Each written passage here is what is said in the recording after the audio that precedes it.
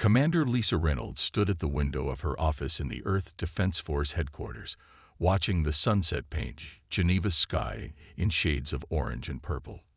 The sight would have been beautiful if not for the massive alien ships hovering above the city, their dark shapes blocking out the stars. The door chimed. "Come in," she said, not turning around.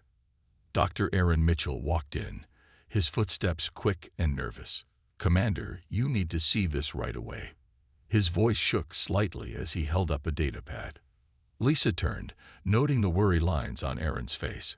At 45, he was one of Earth's top experts in alien cultures, but right now he looked more like a scared freshman than a seasoned sonoanthropologist. "What is it?" she asked, taking the pad from his trembling hands. "It's from the Galactic Council. He paused, swallowing hard. They want to put humanity on trial." Lisa's stomach dropped, but her face remained calm. 10 years of diplomatic service had taught her to hide her emotions well. She read through the message, her green eyes moving quickly across the screen. The message was clear and direct. Earth had to defend its right to continue space exploration and colonization. If they failed, humanity would be confined to their solar system, cut off from the rest of the galaxy. "How long do we have?" she asked, setting the pad down on her desk. 3 Earth weeks to prepare our case. The trial begins on the first day of next month. Aaron ran a hand through his graying hair. "This is bad, Lisa. Really bad." She nodded slowly. "Get me everything you have on the council members. Their histories, their species customs, their voting patterns. Everything." "Already working on it." Aaron pulled up another file on his tablet. "But there's more. The Rigelians are leading the prosecution." Lisa's jaw tightened. The Rigelians had opposed Earth's expansion from the beginning, ever since first contact 15 years ago. Their ambassador, Zixtel, seemed to take personal offense at humanity's rapid progress in space technology. She walked to her desk and pressed a button on her communications panel. "Mary, get me Admiral Baker and the Joint Chiefs. Emergency meeting in 30 minutes. "Yes, Commander," her assistant's voice replied. Lisa looked back at Aaron. "We need witnesses, friendly species who can testify about human behavior and achievements. Can you find any?" He nodded. "The Centaurians might help. They'd been trading with us for years. And maybe the Arcturians. They respect our medical advances." "Good. Make the calls." Lisa turned back to the window, her mind racing. "And Aaron, get me Lieutenant Peter Wright from Historical Analysis. If we're going to defend humanity's right to the stars, we need to understand our own history first." After Aaron left, Lisa allowed herself a moment of worry. The Galactic Council consisted of 12 of the oldest spacefaring races in the known galaxy. Their word was law, their judgments final. If Earth lost this trial. Her computer chimed with an incoming message. The face of Lieutenant Wright appeared on the screen, young and eager despite the late hour. "Commander Reynolds." Dr. Mitchell said it was urgent. "Peter, I need everything we have on humanity's response to extinction-level threats. Natural disasters, pandemics, environmental challenges. Anything that shows our ability to adapt and survive." "That's a lot of data, Commander. Any particular focus?" Lisa thought for a moment. "Focus on the last 2 centuries. Show how we went from burning fossil fuels to developing fusion power. How we turned the climate crisis around. How we united after first contact." "Yes, Mom. I'll have it for you by morning." The screen went dark, and Lisa began preparing for the meeting. She pulled up files on the Joint Chiefs, reviewing their backgrounds. She would need their full support for what was coming. The next 3 weeks would determine humanity's future among the stars. They needed to prove that humans deserved their place in the galaxy, that despite their short time as a spacefaring species, they had earned the right to explore and expand. A soft alert sound drew her attention back to the window. One of the alien ships was moving, its massive form blocking out the last rays of sunlight. The sight reminded her of what they were up against. The Galactic Council had technologies that humanity could barely understand, weapons that could end Earth with a single strike. But they also had rules, laws, and Lisa knew laws. It's why she had been chosen as Earth's chief diplomat. If there was a way to win this trial through legal means, she would find it. Her office door chimed again. This time it was Mary, her assistant, carrying a stack of data pads. "The Joint Chiefs are gathering in the main conference room," Mary said, "and I've pulled the files you asked for, everything we have on previous council trials." "How many cases has the council judged in the last century?" Lisa asked, taking the pads. 23. Only 4 species were found worthy of continued expansion. Mary's voice was quiet. The others were restricted to their home systems. Lisa nodded, pushing down her concern. And how many of those species had developed faster than light travel on their own, like we did? Mary checked her notes. "None, Commander. We're the first in over 1,000 years." That was something. That was a point they could use. Humanity hadn't stolen or copied FTL technology. They had developed it independently. Surely that counted for something. "Thank you, Mary. Hold my calls unless it's from the Council or Dr. Mitchell." Lisa gathered her materials and headed for the conference room. The halls of the EDF headquarters were quiet at this hour, but she could feel the tension in the air. Word would spread soon enough about the trial. She thought about the billions of humans who had no idea their future was about to be decided. The colonists on Mars and Europa. The mining crews in the asteroid belt. The research stations orbiting Jupiter. All of them waiting for their chance to reach for the stars. The conference room doors slid open. Admiral Baker and the Joint Chiefs were already seated, their faces grave. On the main screen, a map of known space showed human expansion in blue against the vast colored territories of other species. "Ladies and gentlemen," Lisa said as she took her place at the head of the table, 3 weeks from now, humanity will face its greatest challenge since first contact. We're not fighting with ships or weapons this time. This is a battle of words and laws, of history and proof. She looked around the table, meeting each person's eyes. We need to prove that humanity deserves its place among the stars. Not through force, but through reason, through evidence, through truth. Admiral Baker leaned forward. "What do you need from us, Commander?" Lisa activated her data pad, bringing up the Council's message. Everything. Every scrap of evidence that shows who we are. Not just our achievements, but our responses to failure. Not just our victories, but how we handle defeat. The Council needs to see humanity as we really are. The room fell silent as the implications sank in. Humanity's future would be decided not by their strength or their technology, but by their character. "Let's begin," Lisa said, and the meeting that would shape Earth's destiny started in earnest. Outside, the alien ships continued their silent watch over Geneva, their presence a constant reminder of what was at stake. In 3 weeks, humanity would face its judgment, and Lisa Reynolds would stand before the Galactic Council to defend Earth's children and their right to reach for the stars. The real question was, would it be enough? Lieutenant Peter Wright hadn't left his office in 36 hours. Empty coffee cups littered his desk, and his eyes were red from staring at historical records. But he couldn't stop now, not when he had just found something incredible. "Dr. Blake," he called out to his colleague in the next room. "You need to see this." Dr. Catherine Blake hurried in, her archaeology credentials swinging from her neck. She had been working with Peter to find evidence for humanity's defense. "What did you find?"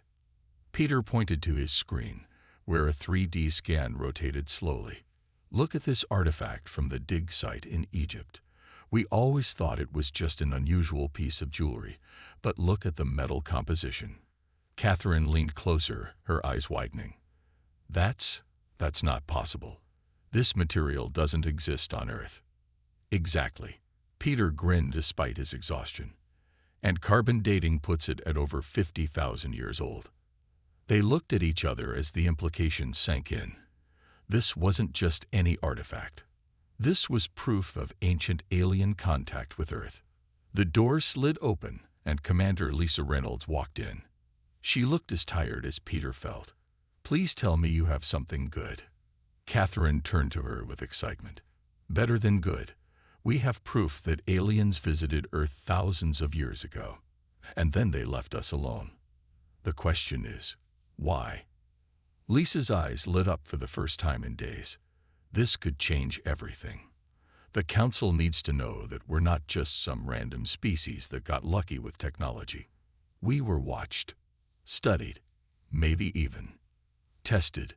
Peter finished. "Commander, I've been comparing our history with other species in the database. No other race has survived as many near-extinction events as humans." He pulled up a new display showing a timeline. Ice ages, supervolcanoes, plagues, climate disasters. We survived them all. And each time, we came back stronger. "And look at this," Catherine added, pulling up her own research. "We found similar artifacts on every continent, all made of the same impossible metal, all from roughly the same time period." Lisa walked closer to the displays, her diplomatic mind racing. They were monitoring us, watching how we handled challenges. She turned to Peter. "How many extinction-level events has humanity survived?" "At least 7 major ones," he replied. "The last being the climate wars of 2089. Every time we faced extinction, we found a way to adapt and overcome." The door chimed again, and Dr. Aaron Mitchell rushed in. "Commander, we have a problem.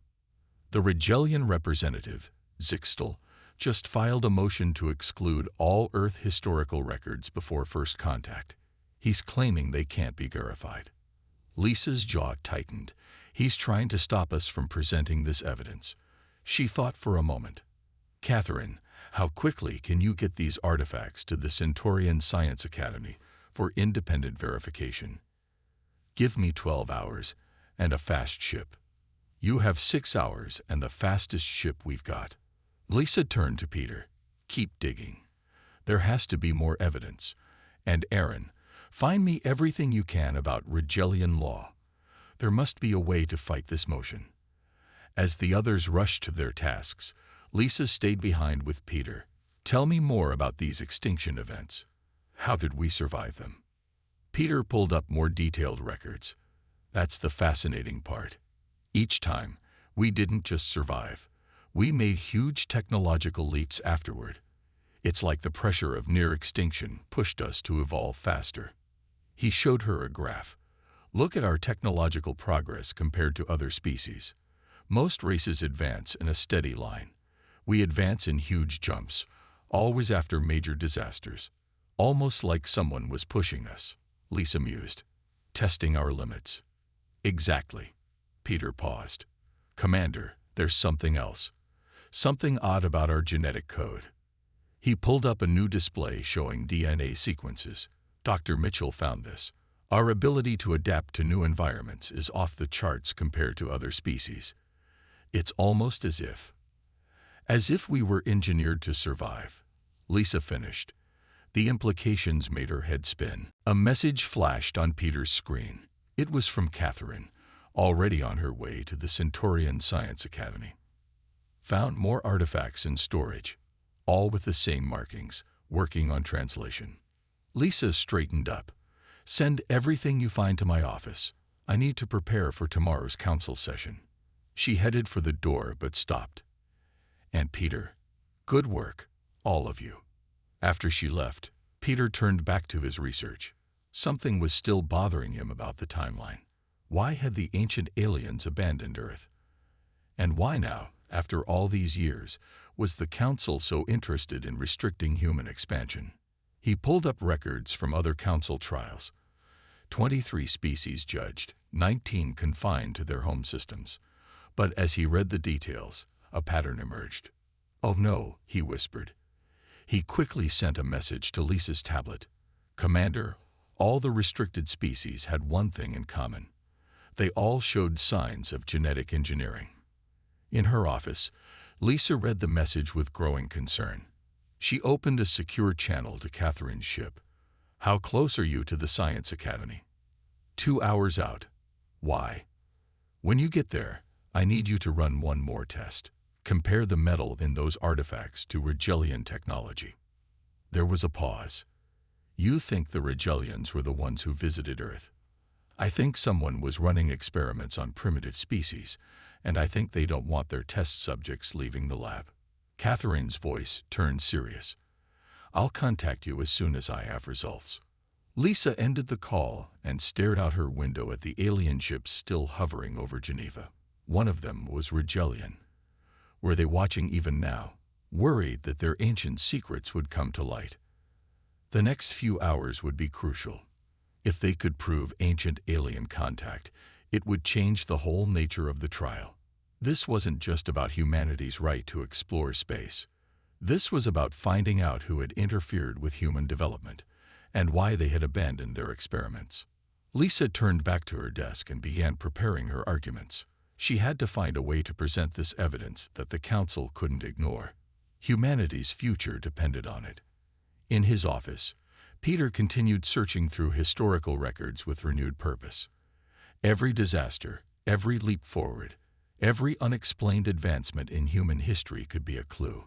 The truth about humanity's past was hidden somewhere in these files, and the Rigelians were afraid of what they might find.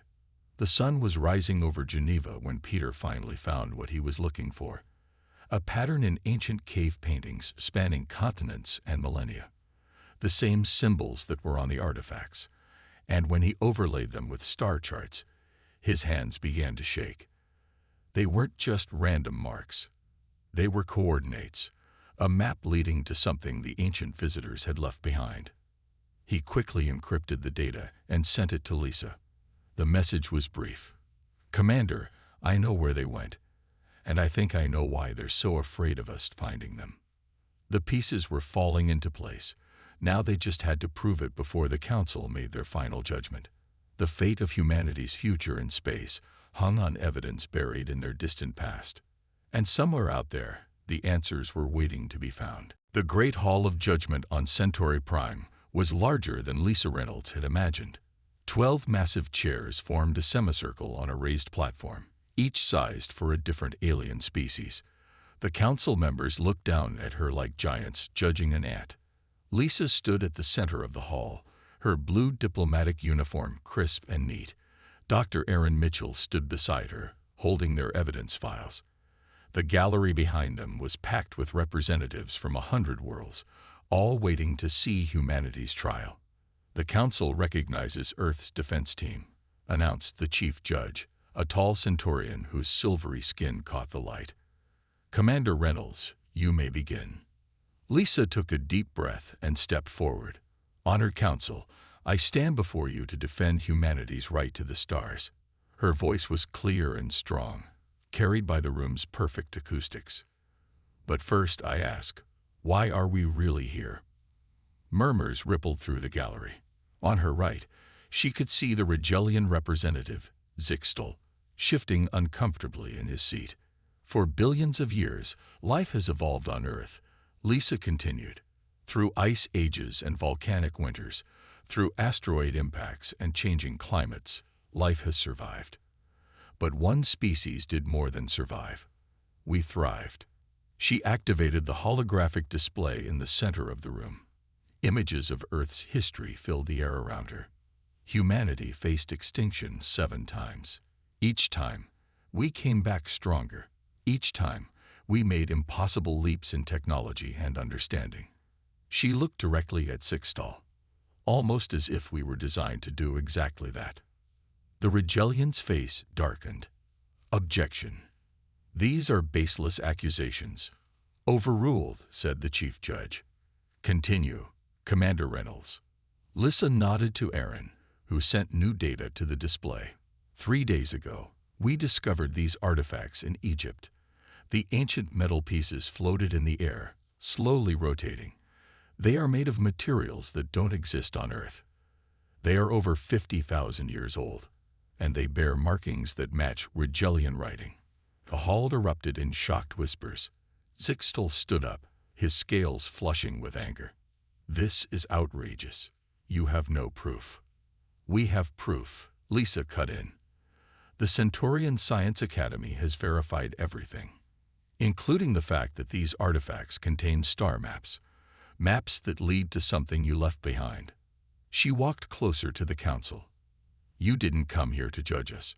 You came here to contain us, because we're getting too close to finding out the truth about our own history.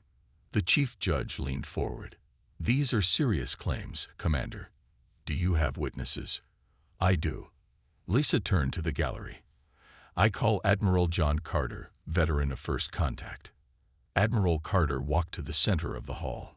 His old uniform still fit perfectly, his medals gleaming under the lights.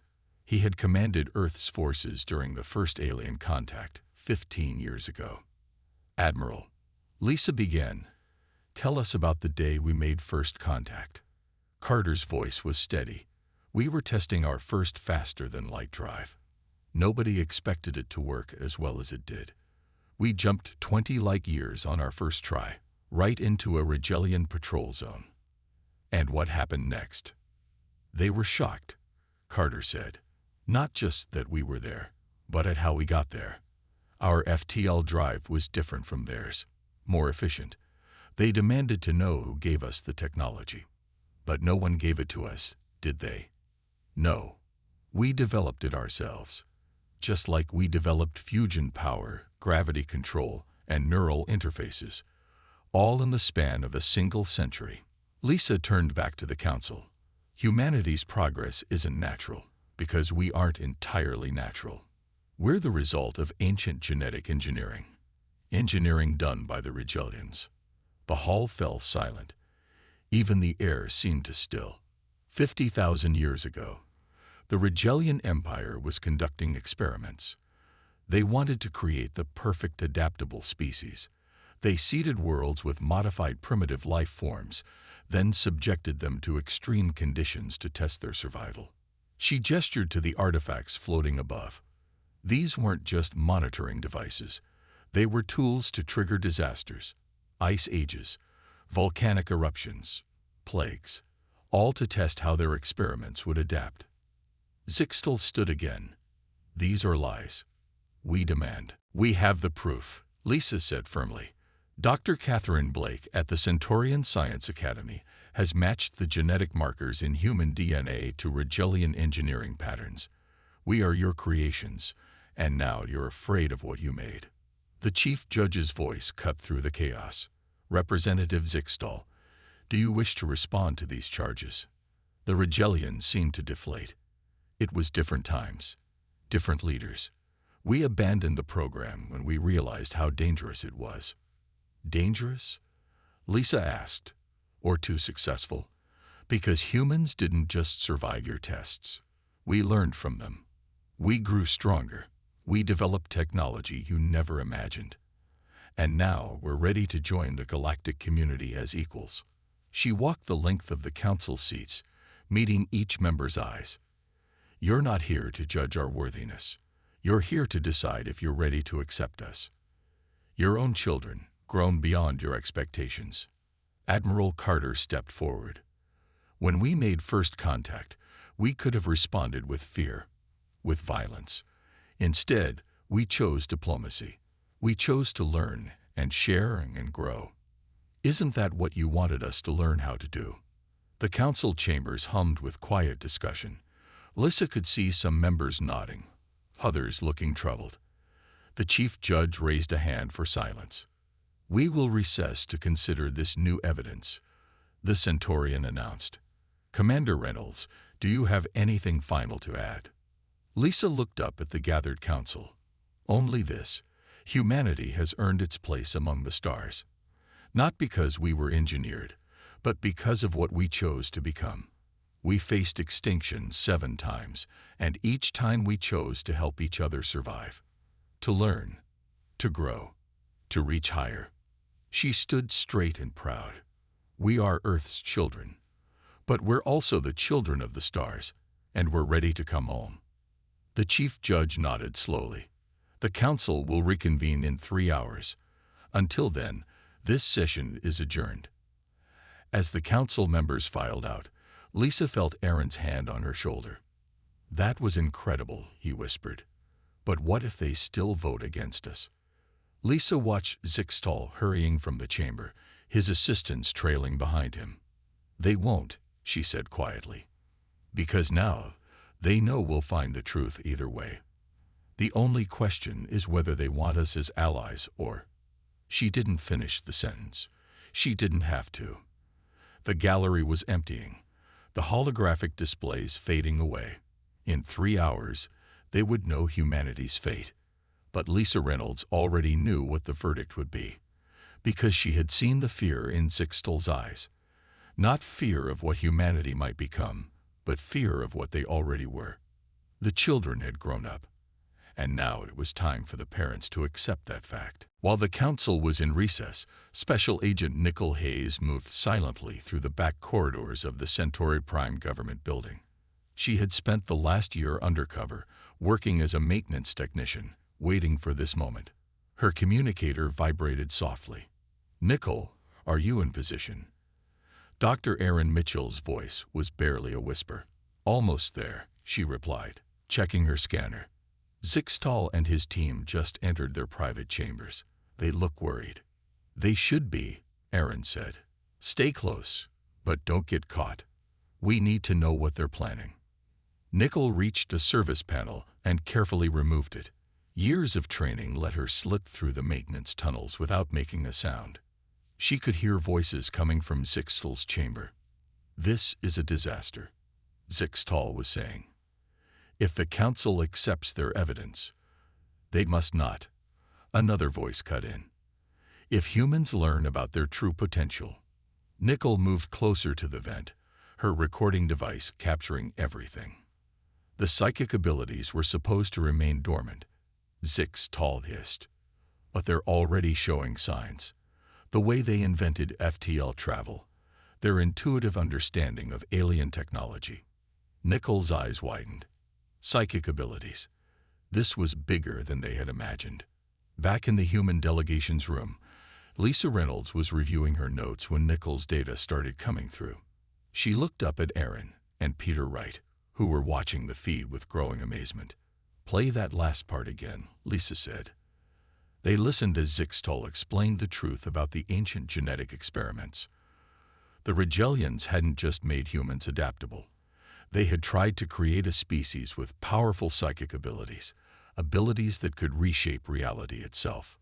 But it went wrong, Zixtal's voice explained. The abilities were too strong, too unpredictable. We had to shut down those genes, make them dormant. Then we abandoned the experiment. Peter leaned forward. "That explains the star maps in the artifacts. They must lead to the facility where they did the experiments." The door opened, and Dr. Catherine Blake rushed in, holding new data from the Science Academy. "You need to see this," she said, putting up a display. "We finished analyzing the human genome. Those dormant genes, they're waking up." Lisa stood up slowly. "How many humans show signs of these abilities?" "That's just it," Catherine said. "All of us do. Every human has the potential. We just haven't learned how to use it yet." The room fell silent as they absorbed this information. Humanity wasn't just engineered to survive. They were designed to become something more, something their creators came to fear. Nicole's voice came through again. "Commander, there's more. They're discussing other council members. Some of them want to help humanity." Lisa turned to Aaron. "Which ones?" He checked his diplomatic files. "The Centaurians have always supported us. And the Arcturians." He paused. "Wait, the Arcturians were also subjects of Rigelian experiments. Get me everything you can find about other engineered species," Lisa ordered, "and contact Admiral Carter. If there's going to be a fight in the council, we need allies." Peter was already working on his tablet. "Found something. The Arcturians developed healing abilities. The Centaurians can communicate across vast distances. Each species the Rigelians engineered developed different gifts. But humans," Catherine added, "humans got all of them. In dormant form, waiting to be awakened." Nicole's voice cut in again, urgent now. They're moving. Zixtal is calling an emergency meeting with other council members. They're trying to force an immediate vote. Lisa straightened her uniform. They want to lock us away before we discover what we can really do. She looked at her team. We're not going to let that happen. The next hour was a blur of activity. Admiral Carter contacted friendly species, sharing what they had learned. Catherine rushed to prepare the genetic evidence. Peter and Aaron dug through historical records, finding more proof of humanity's hidden abilities. And Nickel kept watching, recording every secret meeting, every rushed conversation between frightened council members. It's not just about space travel anymore, Lisa told her team as they prepared to return to the council chamber. This is about the right to become what we were meant to be. Peter looked up from his research. Commander, I found something else. Those extinction events that tested us. Each one activated more of our dormant genes. It's like they were trying to force our evolution. But it backfired, Aaron added. Instead of breaking us, it made us stronger, more adaptive, more. He searched for the word. More human, Lisa finished. That's what they're afraid of. Not what they made us to be, but what we chose to become. A chime sounded through the building. The council was reconvening. Lisa gathered her team. Nicole, stay hidden. Keep recording. The rest of you, come with me. It's time to show the galaxy who we really are. As they walked toward the council chamber, Lisa felt something strange, a kind of awareness she had never noticed before. She could almost feel the fears and hopes of everyone around her. Commander, Catherine whispered, are you feeling? Yes, Lisa said quietly. I think we all are. The knowledge of what we are. It's waking something up. They reached the doors of the Great Hall. Beyond them, the council waited to decide humanity's fate. But now, they knew the truth. They weren't just fighting for the right to explore space. They were fighting for the right to evolve, to become something new, something that even their creators hadn't imagined possible. Lisa took a deep breath and nodded to her team. The doors swung open and they walked in together, ready to face whatever came next. Behind them, hidden in the walls, Nickel continued to watch and record. The truth was coming out, one way or another, and the galaxy would never be the same. The Great Hall of Judgment fell silent as Lisa Reynolds took her place at the center. The council members had returned to their seats, their faces showing a mix of fear, wonder, and curiosity. In the gallery, hundreds of alien species waited to hear humanity's fate. But something was different now. Lisa could feel it. The awakening awareness that Catherine had noticed earlier was stronger. She could sense the emotions filling the room like colors in the air. Before the council votes, Lisa began, I want to tell you a story. Not about what humanity was engineered to be, but about what we chose to become. She nodded to Peter, who activated the holographic display. Images of Earth's history filled the air around them. When the ice ages came, we didn't just survive by adapting our bodies. We learned to work together, to share resources, to help those who couldn't help themselves. The images change, showing ancient human settlements. When plagues swept across our world, we didn't abandon our sick. We stayed. We cared for them. We learned medicine and science to save lives. Dr. Aaron Mitchell stepped forward, adding new data to the display. Every crisis that was meant to force our evolution did change us, but not in the way the Regelians planned. Lisa looked directly at Zixtal. You wanted to create powerful psychics who could reshape reality. Instead, you created something far more dangerous, beings who care about each other. The Arcturian council member leaned forward. Explain. Look at human history, Lisa said. Every time we faced extinction, we had a choice. We could turn against each other, fight for resources, leave the weak behind. That would have triggered the genetic changes you wanted, but we chose differently. Catherine Blake added her research to the display. The dormant genes didn't activate because we didn't follow the expected path. We developed different abilities instead. Empathy, Lisa continued. Cooperation. The ability to see ourselves in others, even those who look nothing like us. The drive to help strangers simply because they need help. She walked closer to the council. You want to know if we're ready for the stars?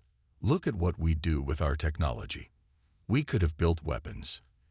Instead, we built hospitals. We could have conquered. Instead, we offered friendship. Admiral Carter stepped forward. When we made first contact, our ships were armed. We had every right to be afraid. But when we saw your ships, we didn't fire. We sent a message of peace instead. Suddenly, Nichols' voice came through everyone's communicators. Commander, you need to see this.